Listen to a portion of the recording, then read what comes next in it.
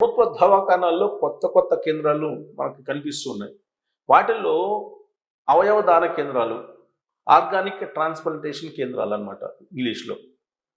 తర్వాత ఐవీఎఫ్ కేంద్రాలు, మూడోది అమ్మపాల కేంద్రాలు. ఇవి సర్కారు దవాఖానాల్లో కనిపిస్తున్నటువంటి ప్రత్యేక కేంద్రాలు. గతంలో ఎప్పుడూ లేవు. వీటిని ఇప్పుడు ప్రభుత్వమే ప్రోత్సహిస్తుంది.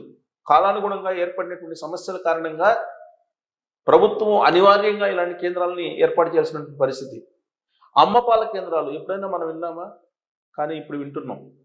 అన్ని సర్కారు ఆసుపత్రుల్లో విడతల వారీగా అమ్మ పాలు బ్యాంకులు, మదర్ మిల్క్ బ్యాంక్స్ ఏర్పాటు చేయబోతున్నారు. ఇప్పటికే కొన్ని సర్కారు ఆసుపత్రుల్లో వీటిని ఏర్పాటు చేశారు.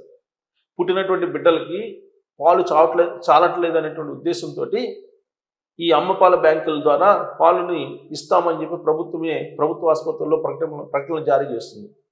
గాంధీ ఆసుపత్రుల్లో మోడల్గా దాన్ని ప్రారంభించారు.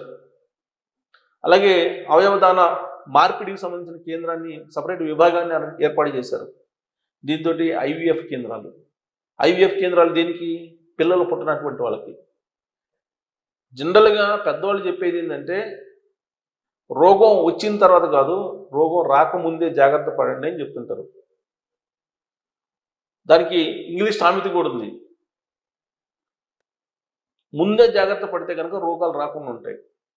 Prevention is better than cure అంటారు. Prevention is better than cure అంటే ముందు జాగ్రత్తలు, తర్వాత రోగం వచ్చిన తర్వాత తగ్గించుకోవటం కన్నా మంచిది అని.